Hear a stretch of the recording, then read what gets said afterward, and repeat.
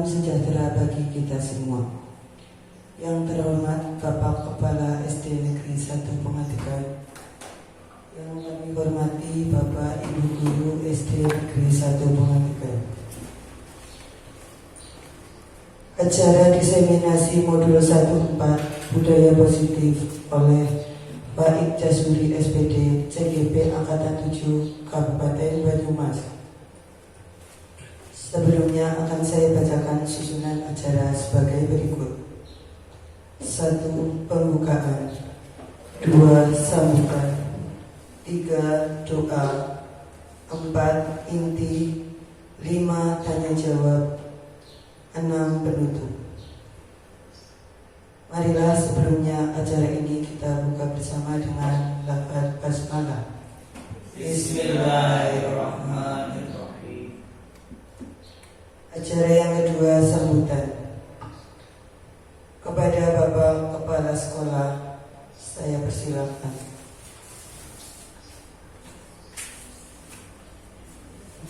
Assalamualaikum warahmatullahi wabarakatuh. Waalaikumsalam. Kepada Bapak Ibu yang selaku berat dan Bapak Ibu Dewan. Acara yang ketiga, doa. Kepada Bapak Ibrahim dipersilakan.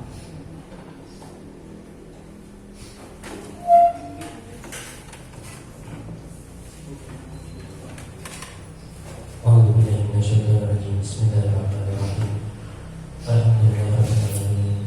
Wabillahi nasta'in. Sebelum berlanjut ke acara inti, marilah acara ini kita tutup bersama dengan lafaz hamdalah. Alhamdulillahirabbil alamin. Acara selanjutnya inti. Kepada Bapak Faik Jasuri SPD disilakan.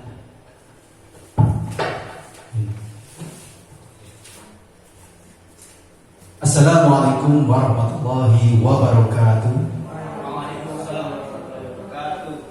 Yang terhormat Bapak Kepala Sekolah SD Negeri 1 Pengadilan, yang saya hormati Bapak Ibu Guru serta karyawan SD Negeri 1 Pengadilan selaku undangan dalam kegiatan diseminasi modul 1.4. Pertama yang paling utama, mari kita panjatkan puji syukur kehadirat Allah Subhanahu wa taala yang telah melimpahkan rahmat, hidayah dan inayahnya kepada kita semuanya, sehingga pada siang hari ini kita dapat berkumpul dalam pelaksanaan diseminasi modul 1.4 Budaya Positif oleh saya sendiri, Pak Ikjasuri, selaku calon guru penggerak angkatan 7 dari Kabupaten Banyumas.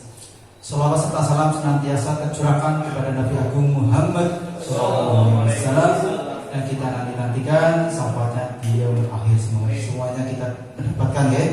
Amin ya rabbal alamin. Bapak Ibu semuanya, ada beberapa hal mengapa Bapak Ibu saya kumpulkan kaitannya dengan diseminasi ini. Jadi kegiatan ini ada tujuannya. Yang pertama, bahwasanya ini adalah tugas kami selaku CGP Angkatan 7 untuk mendiseminasikan atau mengibaskan kepada Bapak Ibu semuanya, khususnya di SD Negeri 1 Pengadilan. Yang kedua, tujuannya adalah saya setelah mendapatkan sedikit manfaat atau materi dari kegiatan pendidikan guru penggerak, jadi saya ingin memberikan sedikit ilmu yang saya dapatkan selama saya mengikuti pendidikan guru penggerak ini, karena memang ilmu kalau tidak kita sampaikan ke yang lain atau kalau tidak kita ibaskan ke yang lain itu seperti tidak ada manfaatnya, ya.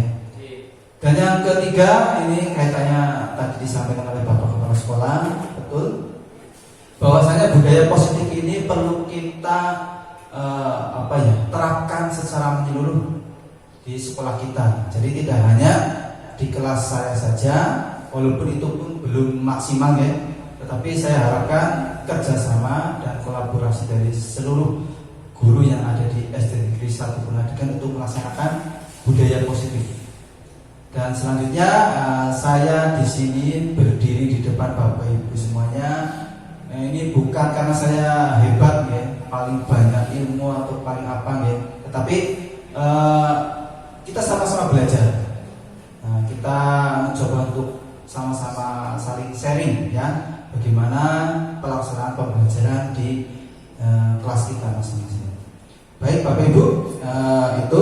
Dan selanjutnya yang paling penting ini saya ucapkan terima kasih yang sebesar-besarnya kepada Bapak Kepala Sekolah yang sudah memberikan dukungan berupa fasilitas maupun dukungan moral pada saya selaku CGD Angkatan 7, dan Bapak Ibu semuanya yang sudah ikut mendukung dalam kegiatan hari ini, termasuk juga menghadiri pada kegiatan diseminasi hari ini. Baik Bapak Ibu semuanya, kita langsung saja untuk diseminasi. Tujuan pendidikan menurut Ki Hajar Dewantoro, tujuan pendidikan adalah menuntun segala kodrat yang ada pada anak-anak agar mereka dapat mencapai keselamatan dan kebahagiaan yang setinggi-tingginya, baik sebagai manusia maupun sebagai anggota masyarakat.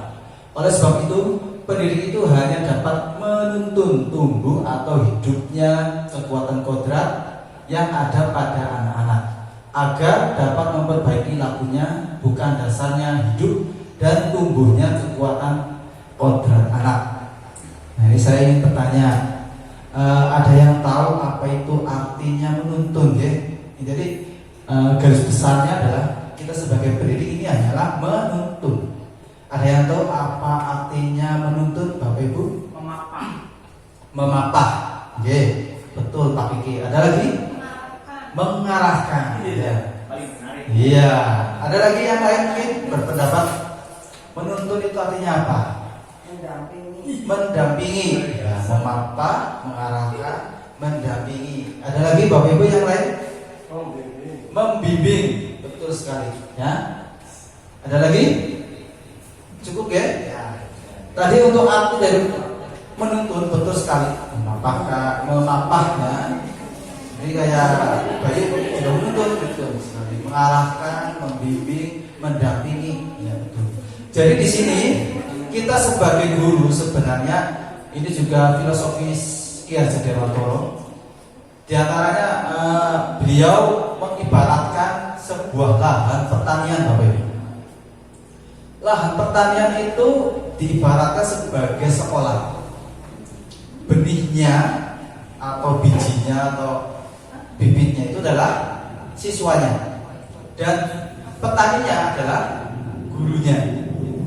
Jadi tugas kita sebagai pendidik atau guru hanyalah memberikan pelayanan atau perawatan yang terbaik buat benih-benih tadi melalui penyiraman atau pemupukan atau mengusir hama-hama tertentu, begitu ya. Kita hanya merawat, tetapi kita tidak bisa mengubah tanaman tadi.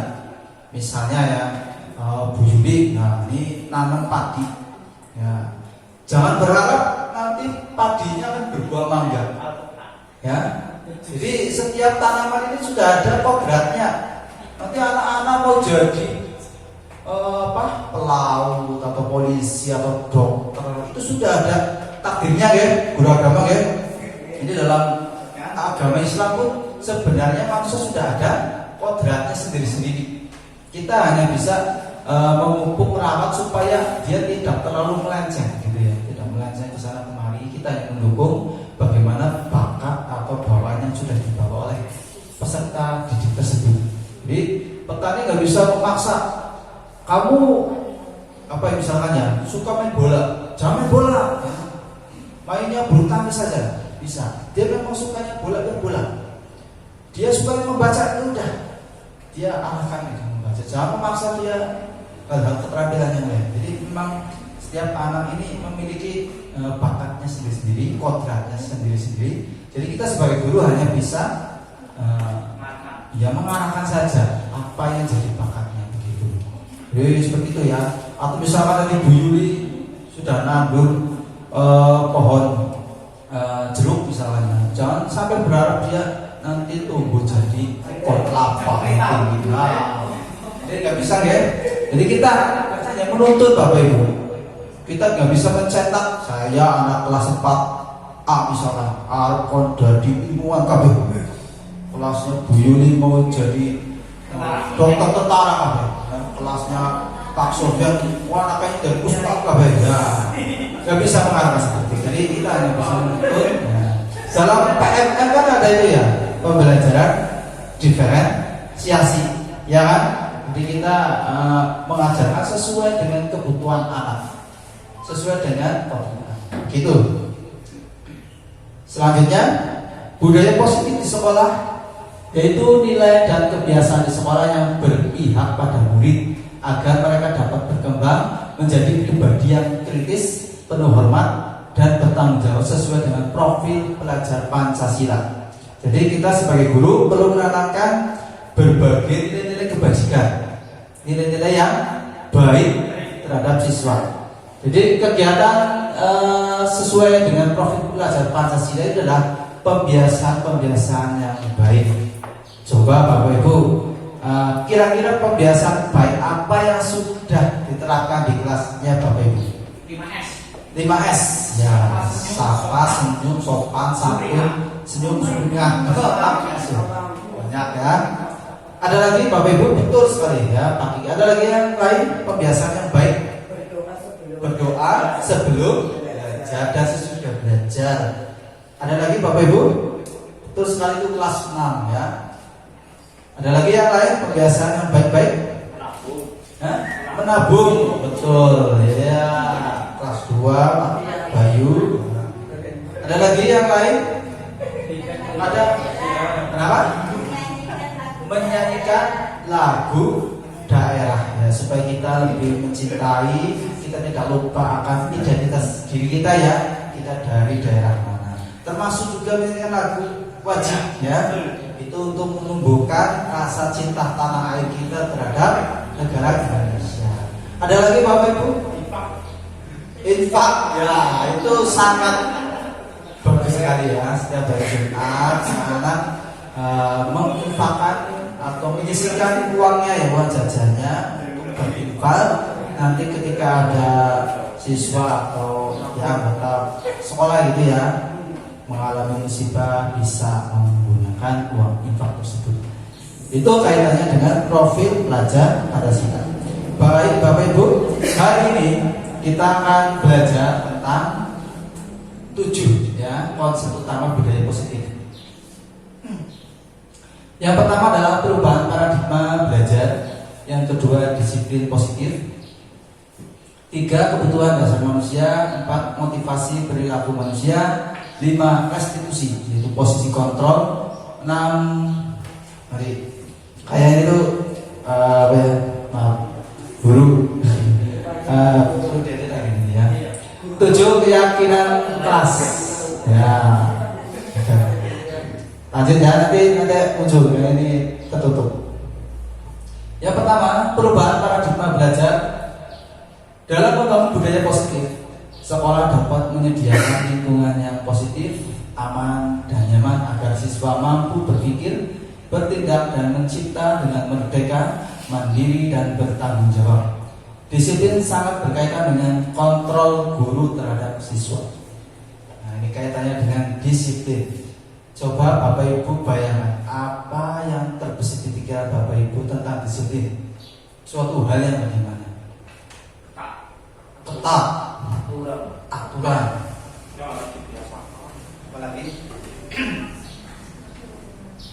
Apalagi ketat, aturan.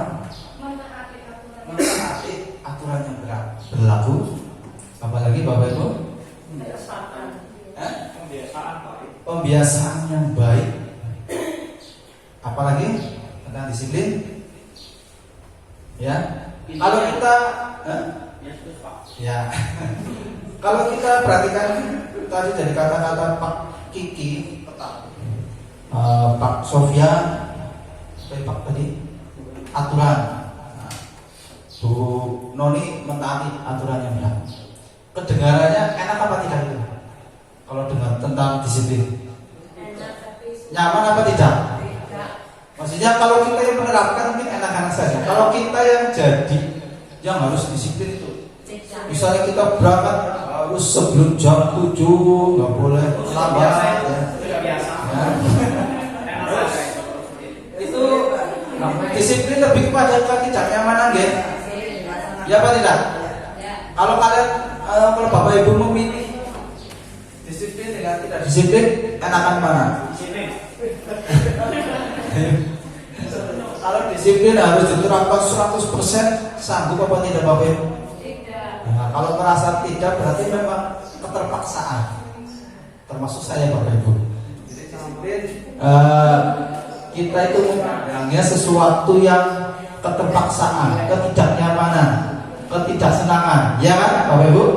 Ya, jadi itu deh. Coba kita bermain sejenak.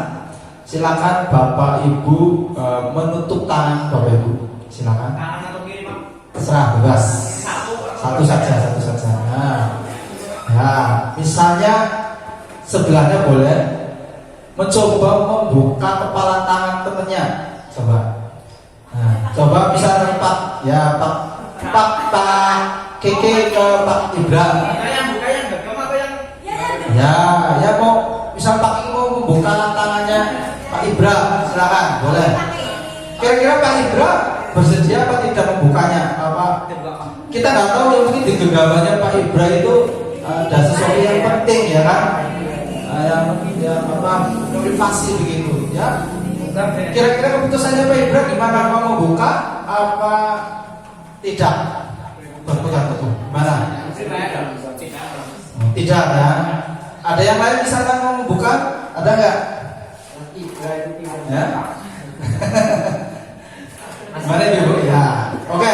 Dari gambaran tadi sebenarnya cukup jelas ya, bahwa keputusan kita untuk merubah atau mengontrol orang lain, terkadang ada yang membuka, misalnya Pak Ibra tadi membuka lah, itu mungkin ada rasa keterpaksaan, ya kan? Enggak langsung buka. Bagaimanapun kita memiliki jiwa ego, tetap setiap manusia itu ada egonya sedikit, terkontrol ada yang tidak. Ini gambaran bagaimana kita sebenarnya bisa mengontrol orang lain, tetapi kontrol kita terhadap orang lain berupa keterpaksaan atau keikhlasan dari orang tersebut. Tergantung masing-masing, ada yang buka ya menolak, bebas, ada yang mau. Tapi yang mau gue nana tetap saja pasti ada sedikit keterpaksaan.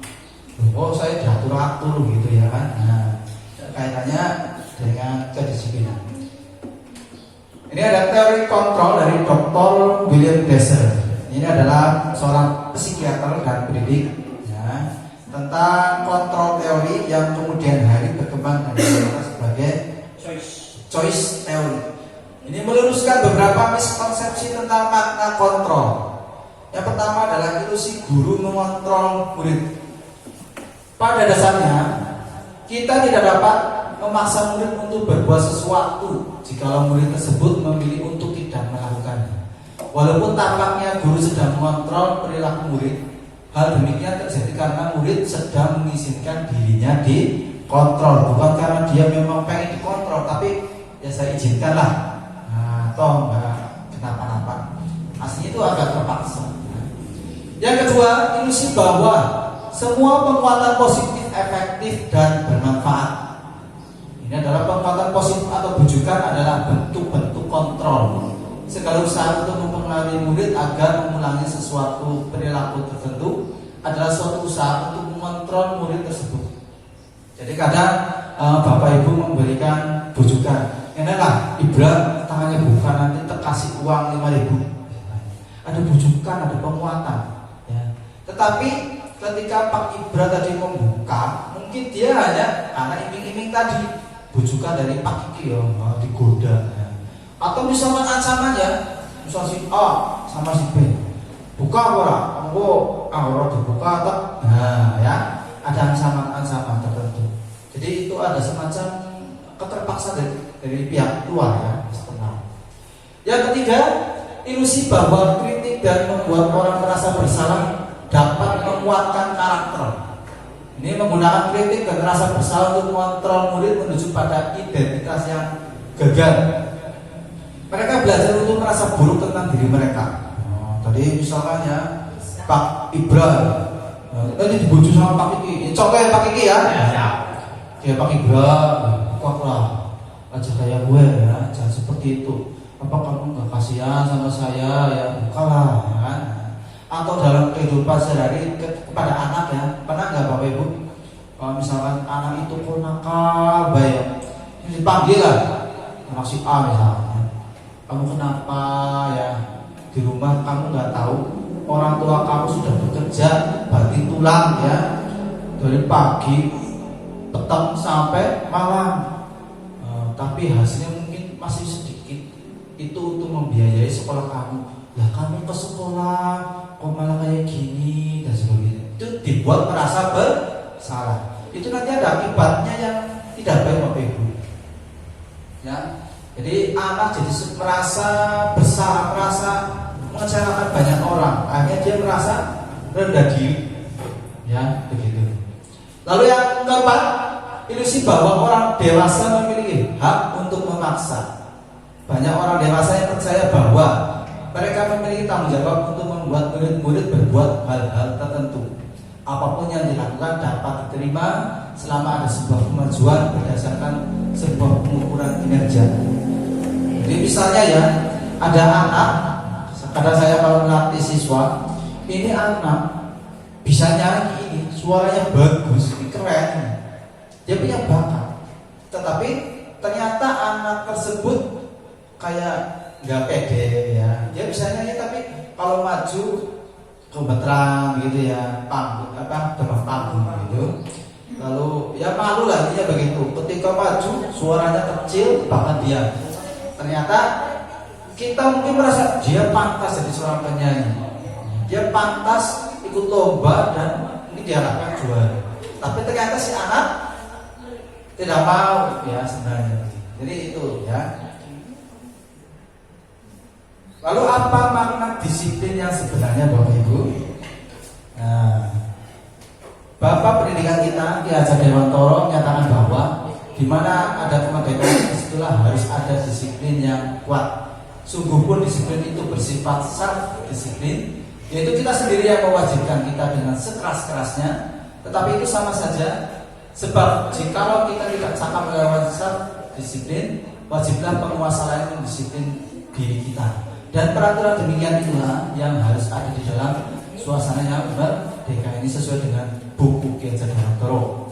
Lalu di situ Ki Hajar Dewantoro menyatakan bahwa untuk mencapai kemerdekaan atau dalam konteks pendidikan kita saat ini, untuk menciptakan murid yang merdeka, syarat utamanya adalah harus ada disiplin yang kuat. Disiplin yang dimaksud adalah disiplin diri yang memiliki motivasi internal. Jika kita tidak memiliki motivasi internal, maka kita memerlukan pihak lain untuk mendisiplinkan kita atau motivasi eksternal, karena berasal dari luar, bukan dari dalam diri kita sendiri. Disiplin ini berasal dari bahasa Latin yaitu disiplina, yang artinya adalah belajar ya, jadi bukan mentaati dan sebagainya. Makna asal dari kata ini berkonotasi dengan disiplin dari murid-murid Sokrates dan Plato. Disiplin diri membuat orang menggali potensinya menuju sebuah tujuan, apa yang dia hargai. Namun dalam budaya kita, makna kata disiplin telah berubah menjadi sesuatu yang dilakukan seseorang pada orang lain untuk mendapatkan kepatuhan. Kecenderungan umum adalah menghubungkan kata disiplin dengan ketidaknyamanan, bukan dengan apa yang kita hargai atau pencapaian suatu tujuan mulia. Jadi kaitan dengan disiplin, misalnya kemarin ya, kita pas masa pandemi, Bapak Ibu pergi ke mall atau ke bank gitu ya, mau ngambil bank, lumayan jauh, tiba-tiba lupa nggak bawa masker gitu. Bu, jangan masuk, pakai masker dulu gitu. Merasa nyaman apa tidak? Bapak Ibu mungkin merasa aku sehat kok, insya Allah tidak ini ya, nyaman apa tidak? Misalnya disuruh seperti itu. Memang tujuannya aturannya begitu. Tapi aslinya kalau disiplin itu, dan itu dari luar ya. Kalau dari internal, harusnya kan coba kalau saya tahu bahwa pakai masker itu dan untuk mencegah penyebaran virus corona. Ya. Kalau kita menyadari itu, berarti harusnya dari rumah kita sudah memakai masker. Ya, begitu itu kalau kesadaran dari internal. Tapi kalau sampai ke bank kok nggak bawa masker, dan baru memakai masker karena kewajiban disuruh oleh Pak Satpam atau siapapun yang ada di situ ya. Itu baru disiplin eksternal. Itu yang namanya identitas kurang baik ya. Itu. Jadi kita harapannya disiplin kepada siswa adalah disiplin dari internal dari dalam diri siswa tersebut. Disiplin adalah kemampuan memerintah diri sendiri dalam mengontrol dan menguasai diri sendiri untuk memilih tindakan yang mengacu pada nilai-nilai yang kita hargai dengan penuh tanggung jawab tanpa terperintah orang lain. Nilai-nilai yang kita hargai adalah nilai kebajikan, sifat positif manusia yang merupakan tujuan mulia yang ingin dicapai setiap individu, yaitu nilai-nilai dalam profil pelajar Pancasila. Nilai kebajikan diantaranya yang macam-macam yang tanggung jawab, saling menghargai, menghormati, gitu ya. Itu contoh-contoh dari disiplin sesuai dengan nilai-nilai dalam profil pelajar Pancasila. Selanjutnya, materi yang ketiga, kebutuhan dasar manusia. Jadi realitas kebutuhan setiap orang itu berbeda-beda. Kita harus berusaha memahami pandangan orang lain tentang dunia. Setiap orang memiliki gambaran yang berbeda. Jadi Bapak Ibu semuanya, intinya kita dalam melakukan tindakan tertentu semuanya hanyalah untuk memenuhi keinginan. Ya Pak tidak Bapak Ibu? Kita mau itu, maka kita akan bertindak. Kalau kita nggak punya keinginan tertentu itu, maka kita tidak akan bertindak. Jadi tindakan itu semuanya hanya untuk memenuhi kebutuhan dasar manusia. Kebutuhan dasar manusia itu ada 5 Bapak Ibu. Survival, belonging atau love ya, belonging dan love, belonging. Kemudian power, fun, and freedom. Kita baca pertama survival. Survival itu adalah kebutuhan manusia dalam bentuk fisiologis. Ini satu-satunya. Kalau yang lain 4-4-nya itu adalah psikologis ya. Tapi kalau survival adalah fisiologis, fisik. Ini adalah kebutuhan manusia yang berkaitan dengan bagaimana manusia itu bertahan hidup. Nanti makanan, ya, tempat tinggal, pakaian, termasuk rasa aman, Bapak Ibu. Jadi dalam kegiatan kita di sekolah, bagaimana mungkin seorang siswa mau belajar dengan tenang, dengan fokus, ya, apabila anak tersebut lapar, sakit, ya, apalagi misalkan habis jatuh begitu ya, lalu maaf patah tulang ya, nggak mungkin ya. Atau mungkin di kelas anak itu tidak merasa aman, ya selalu diganggu, ya kan? Kalau itu pasti ya walaupun setelah istirahat apa. Nah, ini kebutuhan yang harus dipenuhi. Jadi bagaimana siswa itu harus merasa aman terlebih dahulu. Jadi ya harapannya setiap masuk siswa sudah makan ya, sarapan dan seterusnya. Yang kedua, kebutuhan belonging and love. Ya, ini adalah bagaimana siswa itu, manusia itu memiliki rasa cinta, kasih sayang dan dikenal masyarakat. Jadi kebutuhan ini berkaitan untuk siswa ya, bagaimana siswa itu diterima oleh kelompoknya. Karena kalau kita lihat di kelas ada siswa yang nggak punya teman, nggak punya kelompok, dia itu merasa beda dari yang lain. Kadang anak-anak yang seperti ini justru malah dibully ya Bapak Ibu. Bukan beda, kata nggak digelewes mending kesu. Wah, dia merasa tersendiri, dia nggak punya kelompok, nggak punya teman, nggak punya tempat untuk sharing gitu ya. Akhirnya sering dibully. Nah, ini nanti kaitannya dengan survival.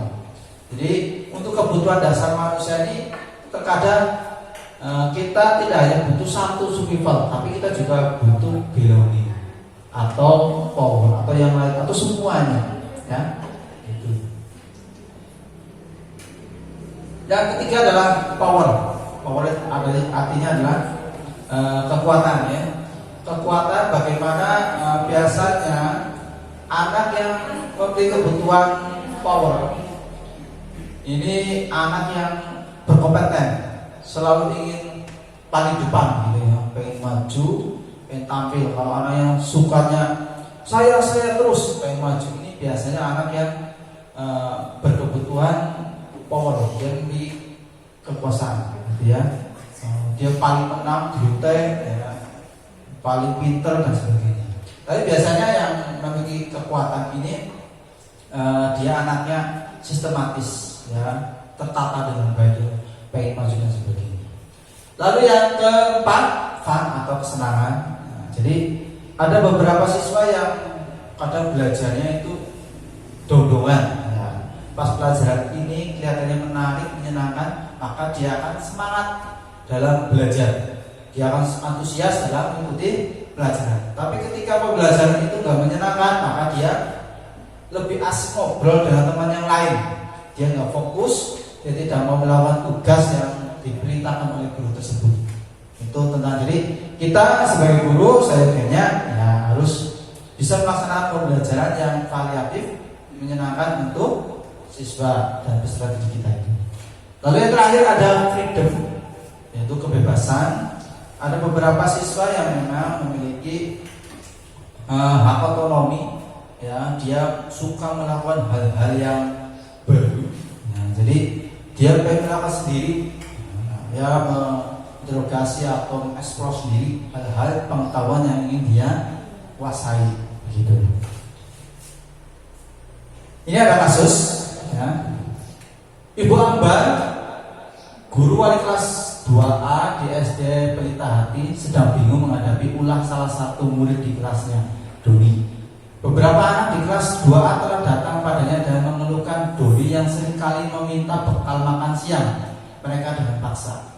Jika Anda menghadapi situasi seperti Ibu Ambar, apa yang akan Anda lakukan? Ayo, kira-kira apa?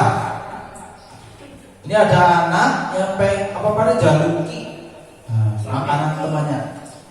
Nah, Bapak Ibu selaku gurunya, apa yang akan dilakukan sebagai Ibu Ambar ini?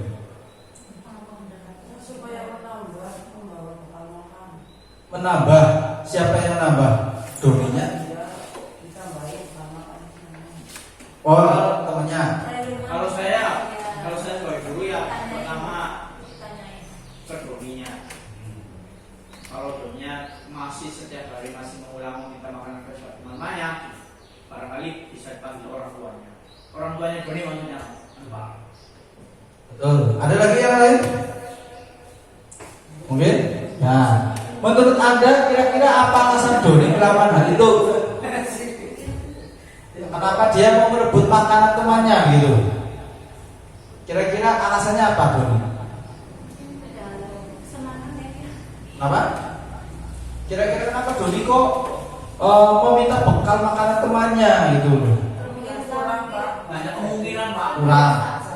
Kurang sanune ya, kurang makanannya. Apa lagi? Biasa meminta. Ada lagi? Bapak Ibu? Bis duai atau mungkin sama sekali dia nggak bawa ya, bisa saja. Baik, nah, kita bahas, kita identifikasi kebutuhan dari Doni dalam konteks penerapan disiplin positif. Ini Pak Wahyu banyak doa Bu Ambar ya. Sebaiknya mencari tahu alasan Doni melakukan tindakan tersebut agar mengetahui kebutuhan mana yang sedang berusaha dipenuhi oleh Doni. Ya, yang pertama, kemungkinan Doni lapar dan orang tuanya tidak membawakannya bekal makan siang. Ini masuknya sebagai kebutuhan survival, ya, bertahan hidup. Jadi jelas dia kalau nggak lapar apa minta-minta, ya kan? Jadi pasti karena Doni itu lapar, dia berkebutuhan survival. Yang kedua, teman Doni jadi perhatian Doni. Jadi mungkin Doni ini butuh perhatian, sampel. Ya, pengen diterima aku diadakan ini kayak pada rombongan karena yang meling-meling riwugi ya, meling-meling ruswi, pengen diterima, pengen ngobrol, pengen duduk bareng gitu. Ini salah satu bentuk kebutuhan Doni dalam love and belonging, ya, kasih sayang dan diterima oleh kelompok ini. Yang ketiga, dia merasa hebat karena temannya jadi takut dan menuruti keinginannya. Jadi dia merasa bordonya paling gede ya. Kemudian dia merasa saya harus paling hebat di kelas ini ya. Dia pengen menunjukkan hal itu pada teman-temannya.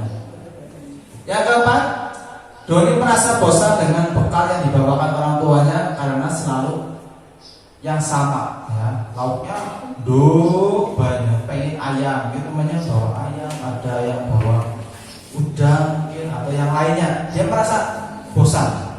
Ini salah satu bentuk kebutuhan Doni dalam hal freedom atau kebebasan. Dan yang kelima, Doni hanya iseng dan dia menikmati ekspresi wajah temannya yang kesal ya. Malah kejengkel, kadang kayak gitu ya kalau anak-anak. Nah, kadang dia seneng dosi wong dia, ya temannya itu kesal, jengkel. Justru yang jengkel itu, yang membuat jengkel seneng. Ya seneng kok kayak nesu. Saya itu suka kalau dia itu marah, itu suka kalau dia itu. Berarti kebutuhan Doni dalam hal fun ya atau senang. Yang keempat, semua perilaku memiliki tujuan. Ya, teori motivasi perilaku manusia.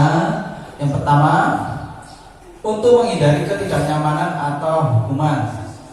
Apa yang akan terjadi apabila saya tidak melakukannya?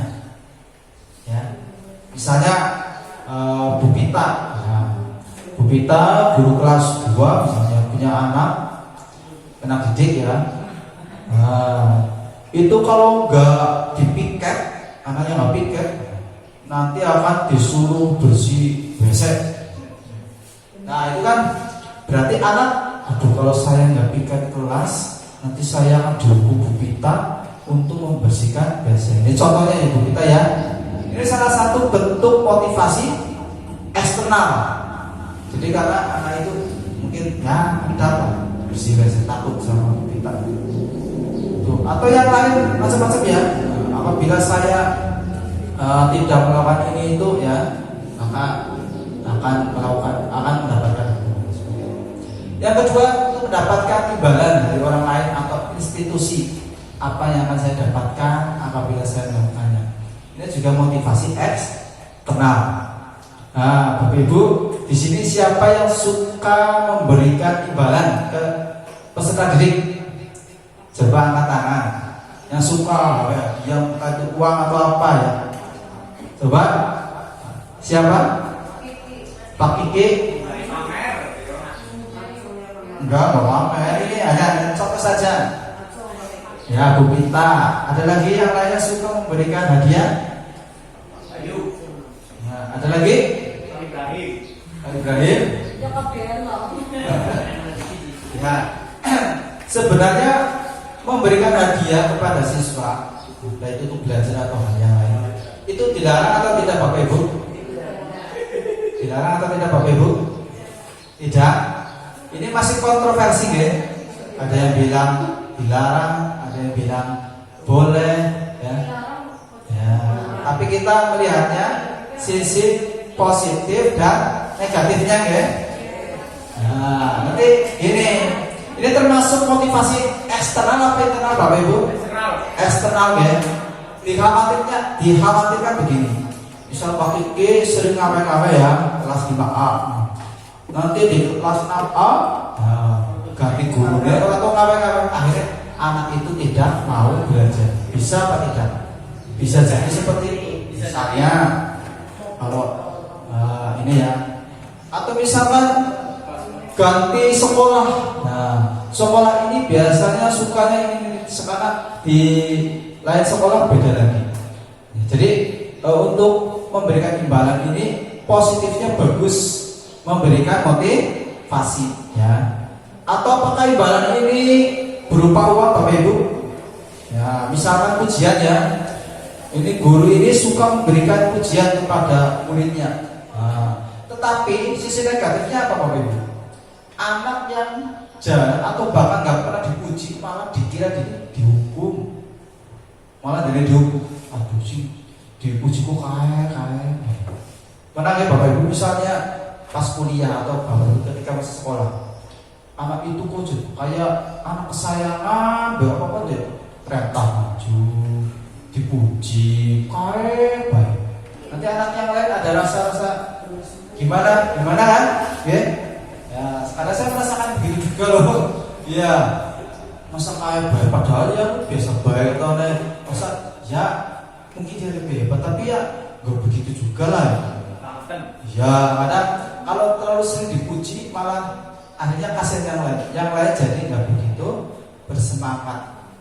Jadi memang kalau misalnya imbalan ya sesuai dengan ini ya standar saja, nggak berlebihan. Ya ada positif, ada negatifnya pasti ada. Dan yang ketiga untuk menghargai diri sendiri. Saya akan menjadi orang yang seperti apa bila saya melakukannya. Ini adalah motivasi internal, tujuan disiplin positif. Nah itu yang paling penting ya Bapak Ibu, kita upayakan untuk menjadikan disiplin yang dari diri sendiri. Hukuman dan sanksi atau konsekuensi. Sinta kurang menguasai pelajaran matematika, sehingga pada saat pelajaran tersebut berlangsung dia lebih banyak berdiam diri atau menggambar di buku pelajarannya. Pada saat guru matematikanya Pak Mardi menanyakan pertanyaan, Sinta menjadi gugup dan tak sengaja menjatuhkan tasnya dari kursi, serta tiba-tiba menjadi gagap pada saat berupaya menjawab. Seluruh kelas pun tertawa melihat perilaku Sinta yang bicara tergagap dan terkejut tersebut. Pak Mardi pada saat itu membiarkan teman-teman Sinta mengetawakan Sinta yang tergagap dan malu luar biasa, dan malahan meminta Sinta untuk maju ke depan dan berdiri di depan kelas sambil menunjuk hidungnya karena tidak bisa menjawab pertanyaan Pak Mardi. Kelas makin gaduh dan anak-anak pun tertawa melihat Sinta di depan kelas memegang ujung hidung. Dari kasus ini, apakah Anda setuju dengan tindakan Pak Mardi terhadap Sinta? Setuju atau tidak Bapak Ibu? Tidak ya? Nah, mengapa tidak setuju? Mempengaruhi mental anak. Ya, betul. Menurut Anda tindakan Pak Mardi terhadap Sinta adalah sebuah hukuman atau konsekuensi? Hukuman atau konsekuensi tindakannya Pak Mardi? Hukuman atau konsekuensi? Ada. Ini bedanya apa ya? Kira-kira apa Pak Ibu? Hukuman atau konsekuensi? Nah, ini kalau kita lihat ya, termasuk hukuman Bapak Ibu. Ya, kenapa? Karena hukuman ini biasanya kaitannya tidak ada kaitannya dengan materi atau apa yang dia langgar. Tapi kalau konsekuensi, misal ya, ada salah satu siswa berangkatnya agak siang, terlambat, maka dia diberikan konsekuensi, kamu tidak istirahat karena kamu harus mengikuti pelajarannya tadi tertinggal. Itu konsekuensi. Tapi kalau hukuman, kamu terlambat lagi, ayo ke sana, berdiri di depan bendera, ya, menghadap terus. Kira-kira anak itu ada hubungannya enggak antara hukuman dengan dia terlambat begitu? Enggak ada hubungannya ya, enggak ada hubungannya sama sekali. Malah justru double dia sudah terlambat dalam itu pelajaran, plus di sana ngapain ya kan, enggak belajar. Nah, lebih baik bahwa anak itu tetap di kelas, tidak istirahat untuk mengejar ketertinggalan pelajaran yang tadi dia terlambat.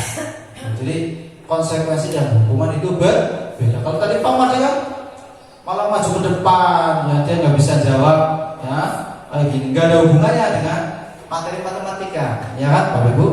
Gitu. Lanjut, kita mencoba berlatih, ya. Ini mana yang termasuk hukuman dan konsekuensi. Nah, yang pertama, lari mengelilingi lapangan basket 2 kali karena terlambat hadir ke sekolah. Hukuman. 2. Membersihkan coretan yang dibuatnya di meja tulis. Konsekuensi. Murid diminta untuk push up 15 kali karena tidak menggunakan masker ke sekolah. Hukuman. Menggantikan kertas tugas teman yang telah dicoret-coret. Konsekuensi. Berjemur di lapangan pukul 12 siang karena ngobrol dengan teman. Hukuman ya. Murid diminta bertelanjang kaki sepanjang hari karena tidak menggunakan sepatu warna hitam sesuai peraturan sekolah. Konsekuensi atau hukuman? Telan. Iya, nanti kita lihat. Ya. Oke, yang terakhir berdiri di depan kelas sambil mengangkat kaki satu karena tidak bisa menjawab pertanyaan. Kita coba cek kuncinya ya. Tadi apa? Bertelanjang kaki. Kalau yang lain betul ya. Itu termasuk hukuman. Karena apa? Kaitannya dia salah warna saja. Tujuannya sepatu itu apa sih sebenarnya? Menutup kaki. Ya menutupi kaki atau supaya kakinya itu tidak terluka ya, atau cocok atau apa dan sebagainya ya. Kok malah telanjangnya karena warna saja ya. Harusnya cukup ditegur besok. Ditanyakan dulu mungkin sepatunya habis kebanjiran atau kenapa ya. Jadi itu. Jadi ada perbedaan antara hukuman dengan konsekuensi. Yang kelima, materi yang kelima adalah restitusi posisi kontrol guru. Nah ini Bapak Ibu, ini materi yang paling saya sukai Bapak Ibu, dari budaya positif modul 1.4. Kenapa? Ini kayak kita berkaca sendiri-sendiri ya, Bapak Ibu atau kita semua ini masuk dalam kelompok mana? Sebagai guru penghukum, pembuat merasa bersalah, sebagai teman, pemantau atau manajer terhadap peserta didik kita. Oke, yang termasuk dalam identitas gagal yaitu adalah kontrol dari luar. Ya. Yang pertama penghukum. Penghukum adalah guru itu berbuat menghading, menunjuk-nunjuk, menyakiti, menyindir. Kata-katanya contohnya, kalau kamu tidak melakukannya, awas ya, rasakan. Biasanya dalam berkata dengan nada yang tinggi, menunjuk, melotot. Hasilnya anak menjadi pemberontak, suka menyalahkan orang lain, bahkan berbohong. Makanya lebih parah lagi, agar saking dendamnya dengan guru, bisa saja kotoran di gebesi apa mau repak, pernah mungkin ya ada kasus seperti itu. Itu ya.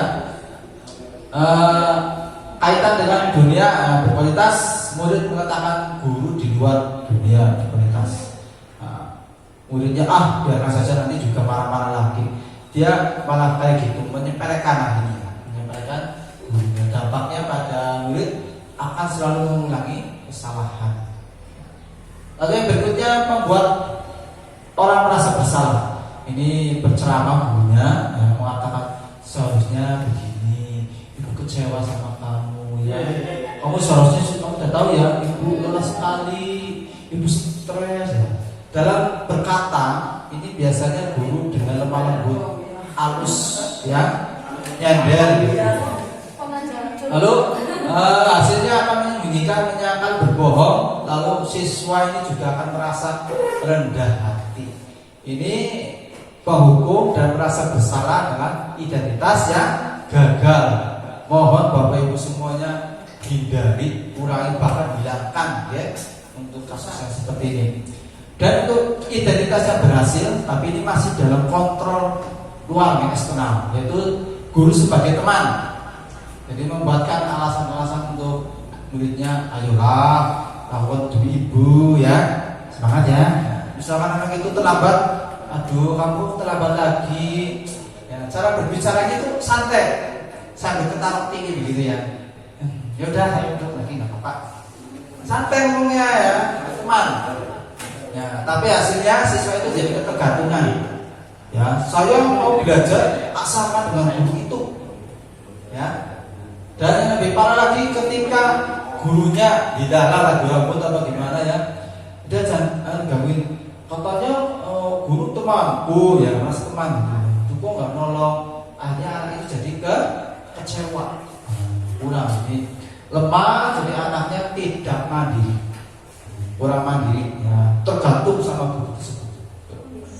Yang berikutnya pemantau, ini sukanya menghitung, mengukur bagaimana kesalahan atau pelanggaran yang dilakukan oleh siswanya. Apa peraturannya, anak-anak? Kamu harus cara ngomongnya itu data, tanpa emosi. Ya. Dia itu guru ini suka tahu aturannya apa, hukumannya apa. Ya. Aturan gitu. Ini cukup baik ya. Berapa banyak bintang, misalkan ada pelajaran tertentu yang tugasnya. Ada berapa banyak bintang yang harus diperoleh? Berapa halaman yang harus ditulis? Data, ya, aturan. Tapi anak memang tidak bergantung ya. Kalau semua guru menerapkan seperti ini, guru sama baik harus siap saya mengikuti seluruh aturan tata tertib sekolah. Ini menitik beratkan pada sanksi atau hadiah untuk diri. Dari kedua tadi, posisi kontrol teman dan pemantau ini dari eksternal. Dan yang paling bagus yaitu adalah sebagai manajer. Nah, ini mengajukan pertanyaan-pertanyaan, apa yang kita yakini, apa yang bisa kau kerjakan untuk memperbaiki masalah ini, ya, menguatkan pribadi. Murid akan meletakkan dirinya sebagai individu yang positif dalam dunia berkualitas. Bagaimana kita memperbaiki keadaan ini? Ya, mengevaluasi bagaimana cara memperbaiki diri. Ini manajer. Jadi ketika misalnya ya anak itu terlambat, ditanyakan kenapa kamu terlambat? Siapa tahu banyak pes atau ada kesalahan kesibukan di rumah dan sebagainya. Tidaklah waktu itu ya. Ya kita harus mencari solusi bagaimana. Lalu kalau kamu terlambat seperti ini, kira-kira hukuman yang tepat apa buat kamu supaya kamu ke depan gak mengulangi? Ya, justru hukuman yang ditawarkan pada siswa tersebut, kira-kira sanksinya apa yang pas buat kamu?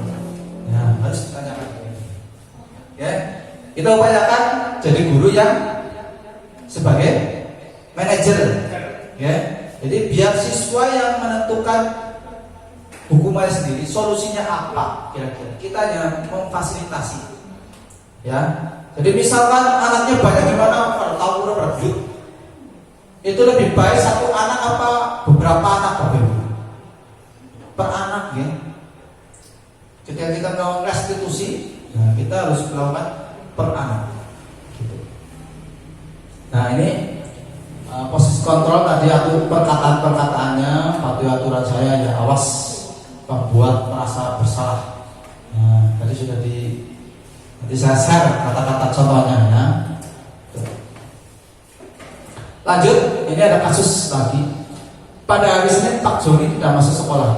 Pak Joni merupakan guru matematika.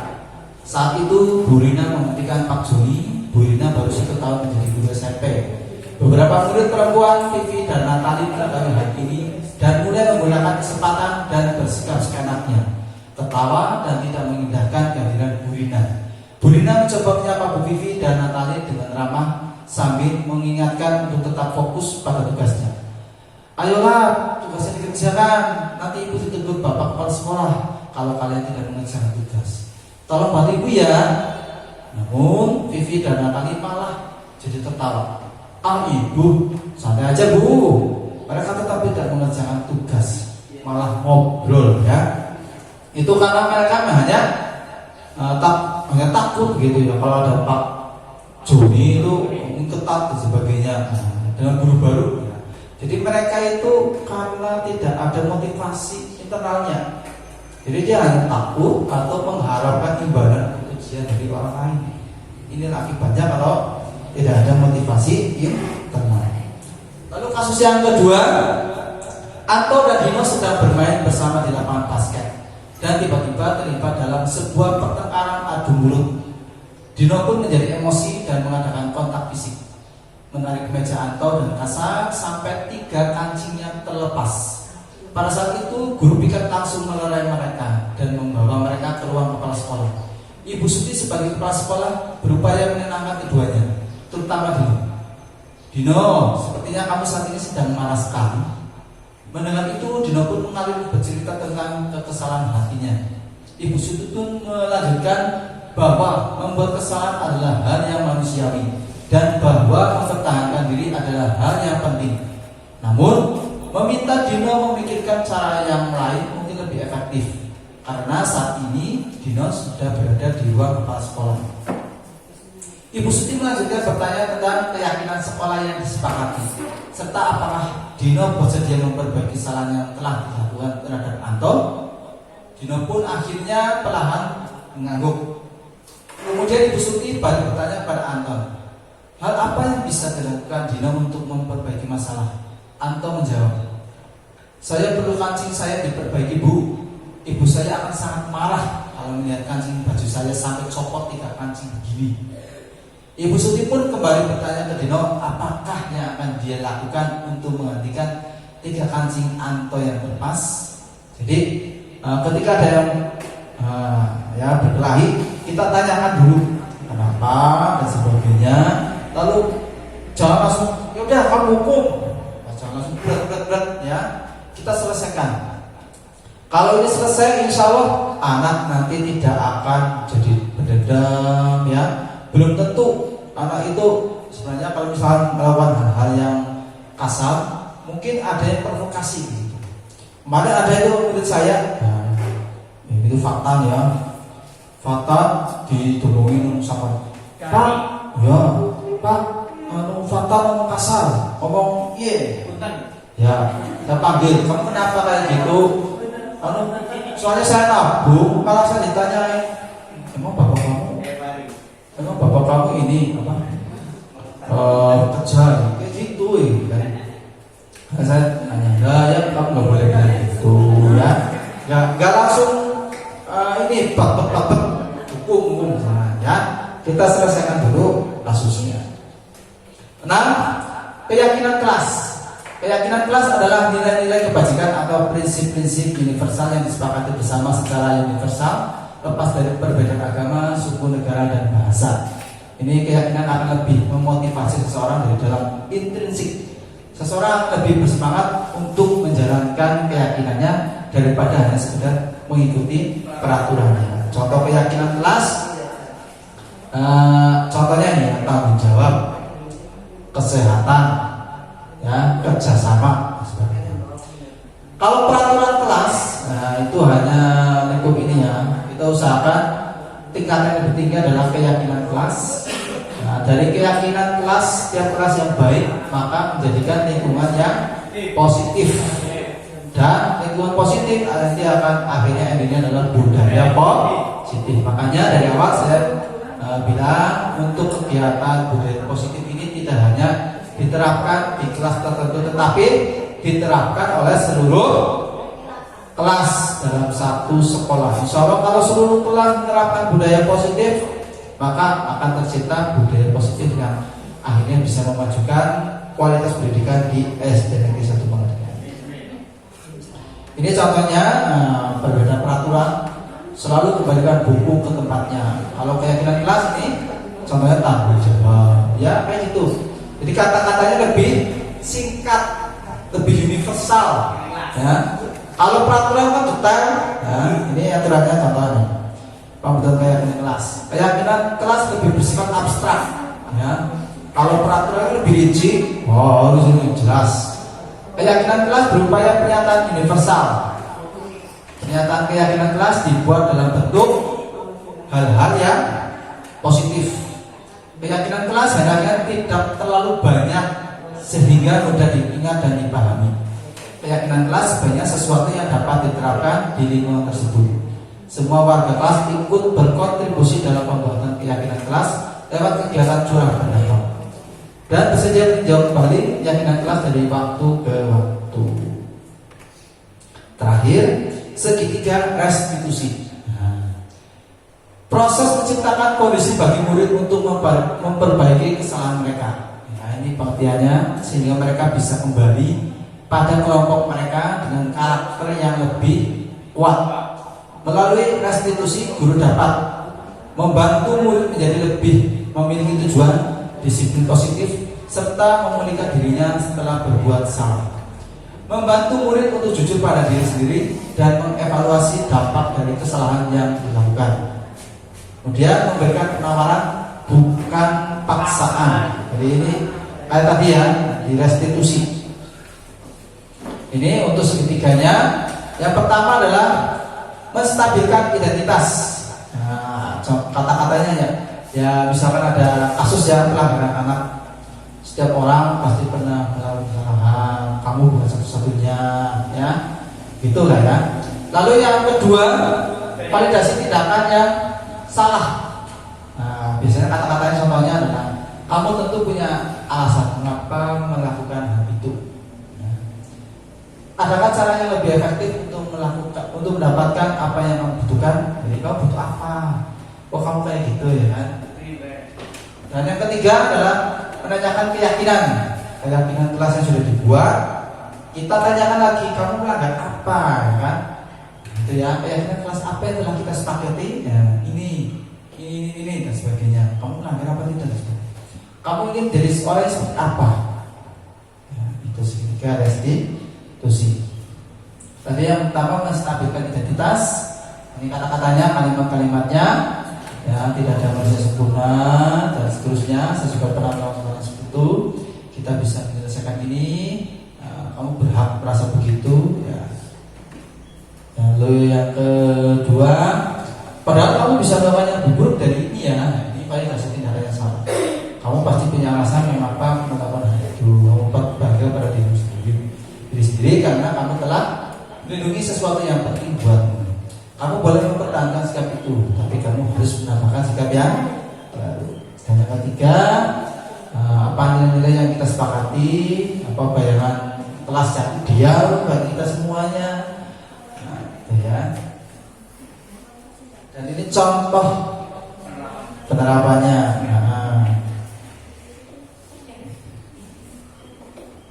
Terima kasih guru-guru dan guru. Baik.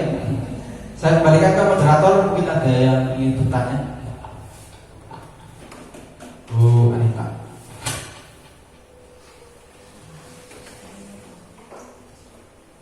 Terima kasih kepada Bapak Manik atas materi yang telah disampaikan. Ini sangat bermanfaat sekali bagi kita semua, menambah ilmu kita sebagai guru. Kemudian sesi selanjutnya yaitu tanya jawab. Kepada Bapak Ibu, monggo dipersilakan bagi yang mau bertanya. Bapak Kak siap menjawab. Bapak silakan yang ingin bertanya. Saya ingin bertanya Pak. Ya, Pak ini. Silakan. Terima kasih. Boleh sambil duduk Pak? Boleh, silakan. Ya Bapak. Pertanyaan saya agak unik Pak, karena menyangkut masalah pribadi juga. Ini atau baiknya hukuman atau konsekuensi yang baiknya kita tindak lanjuti kepada anak yang ngobrol. Nah, ya. Lanjutnya di celana seperti itu. Gimana Pak? Terima kasih. Barangkali kan itu kan pertanyaan penting juga Pak. Walaupun tadi tidak dibahas. Sekian Pak. Ya. Barangkali jawabannya singkat saja Pak karena waktunya sudah itu. Ada lagi? Assalamualaikum warahmatullahi wabarakatuh. Ya. Waalaikumsalam warahmatullahi wabarakatuh. Ada lagi? Mungkin satu lagi. Mau ada yang mau bertanya? Dari saya sendiri Pak. Monggo. Tadi sudah dijelaskan bahwa kita itu sebagai guru tidak bisa mengubah anak supaya menjadi apa ya. Contoh tadi kita menanam pohon apa supaya berubah menjadi apa. Tetapi kadang ada wali murid yang seolah-olah seperti tuntutan, Bapak, anak saya supaya seperti ini, monggo saya pasrahkan kepada Bapak Ibu guru. Nah, kita selaku Bapak Ibu guru itu harus bagaimana? Ya, itu saja yang dapat saya tanyakan. Terima kasih. Sama-sama. Saya menjawab untuk pertanyaan pertama dari Pak Kiki ya. Apabila ada seorang anak yang bobrok ya, buang air ngobrol ya, buang air besar di celana ya. Ya, baik. Untuk itu kita baiknya hukuman atau konsekuensi ya. Jelas dari materi tadi kita pasti pakai apa? Konsekuensi. Ya, cuma memang melihat kalau Pak Kiki mungkin kelas 5 bobrok di celana udah anaknya udah gede ya. Ya silakan bisa bersihkan sendiri. Tapi kalau kelas 1 gimana? Ya kalau kelas 1 ya misalkan anak itu bersih malah tambah kotor, ya boleh dibantu sama guru. Tapi kalau kelas 5 usahakan sudah mandiri Pak Kiki. Ya anaknya bersihkan sendiri. Konsekuensi, ya konsekuensi. Kalau misalkan anak itu sudah berusaha maksimal untuk memperbaiki kesalahannya dan belum gitu ya, silakan dibantu oleh gurunya karena memang bagaimanapun juga kita adalah guru SD yang mungkin mengalami hal-hal yang seperti itu ya. Ya, saya pernah mengalami juga soalnya dulu mengajar kelas 2, ngobrol itu kelas 2 aduh ya. Kalau dulu itu sekolahnya gak ada airnya soalnya, kalau mau buang air besar harus ke rumah-rumah tetangga. Ya, mungkin dia malu, takut, jauh dan sebagainya ya. Apalagi maksudnya itu. Kalau sekarang sih airnya sudah bagus, sudah banyak, gampang. Apalagi SD kita ya, cukup. Itu kayak pakai ini ya. Yang kedua, pertanyaan Bu Wanita kaitannya bagaimana tindakan kita apabila kok ada wali murid yang menginginkan anaknya, ya bukan menginginkan, menyerahkan sepenuhnya ya kepada kita selaku wali kelas. Padahal kita mengetahui bahwa anak itu memiliki kodratnya sendiri-sendiri, ya. Lalu tindakan apa kita terhadap orang tuanya berarti, ya? Kalau anak kita mungkin ya mengajarkan ya standar-standar begitu, ya. Kita mencoba melihat bakat minat anak itu di bidang apa. Tentu kita dalam menyampaikan materi ya sistematis sesuai dengan materi yang ada. Tetapi di samping itu kita juga perlu melihat bagaimana kekurangan dan kelebihan dari siswa tersebut. Nah, kaitannya dengan orang tua. Kalau hanya melepas saja, ya kita perlu mengetahui juga bagaimana kenapa orang tua begitu ya. Memang kita sebagai guru di sini kita bekerja sejak jam 7 sampai jam 3 ya. Tetapi bertemu dengan anak, kalau kelas 6 mungkin sampai siang ya, sampai jam 1 ngomong ya, sampai kelas itu jam 1 setengah 2 ya. Nah, kita dalam mengontrol anak itu hanya di lingkungan sekolah saja. Kalau di rumah, maka kita perlu bicara baik-baik dengan wali murid bahwasanya sekolah kita tidak bisa mengawasi secara detail setiap anak perjalanan anak gimana dan sebagainya. Maka untuk itu kita membutuhkan kontrol dari rumah. Artinya orang tua juga harus mengawasi. Paling tidak apa yang menjadi catatan orang guru kita sampaikan ke wali muridnya anaknya seperti ini. Nah, nanti ketika di rumah orang tua harus mengawasi dan memberikan ya edukasi atau bimbingan yang tertentu kepada anak tersebut supaya menjadi lebih baik. Jadi bagaimanapun juga kita pasti membutuhkan orang tua. Kita tidak bisa sendiri di sekolah gitu. Jadi kita tetap memberikan penerangan pada wali murid bahwasanya tetap kita membutuhkan kerjasama orang tua, utamanya ketika di rumah gitu. Kemarin kayak anak saya kayaknya ada yang pulang dulu gitu ya, tapi nggak pulang ke rumah gitu, mungkin mampir akhirnya ke sekolahnya nyari. Nah itu kan di luar kontrol kita karena anak itu sudah pulang. Tetapi memang ada semacam tindakan kita ke depan, misalnya ketika di kelas kasih tahu ya anak-anak besok kalau pulang ke rumah dulu, ganti baju, makan dulu, sholat dulu, pamitan dengan orang tua, baru main manapun ya. Jangan sampai kalian pulang ke sekolah langsung mampir ke rumah teman, nanti cari. Kalau orang tuanya bingung kan ya, atau mungkin ada acara ya kamu ya ikut nantinya ya dan sebagainya. Jadi tetap kita sebagai orang tua ketika di sekolah kita memberikan masukan. Kalau orang tua di rumah merasa ini anaknya kayak gini, ya, kita langsung ke anaknya lakukan restitusi kayak tadi. Restitusi anak itu jangan pulang dulu, diajak ngobrol ya, empat mata. Jadi kalau kita berbicara kayak gini di depan banyak anak, satu anak itu mungkin tidak mau membuka diri ya, berbuat akhirnya ya standar nyumutin itu patire ya, dia nggak mau. Jadi kita empat mata saja berbicara padanya, kita jangan terbuka. Insya Allah ya kayak salah satu anak saya juga kayak gitu. Alhamdulillah sudah mulai berubah. Itu lebih baik. Itu ya, mungkin bisa menjawab pertanyaan dari wanita. Mungkin hanya dua saja yang jadi tanya jawab. Demikian yang dapat saya sampaikan kaitannya dengan budaya positif. Semoga ilmunya bermanfaat. Apabila ada kata-kata atau tutur kata saya yang kurang berkenan di hati Bapak Ibu semuanya, Saya mohon maaf yang sebesar-besarnya. Kurang lebihnya itu yang dapat saya sampaikan. Bila taufiq wal hidayah. Wassalamualaikum warahmatullahi wabarakatuh.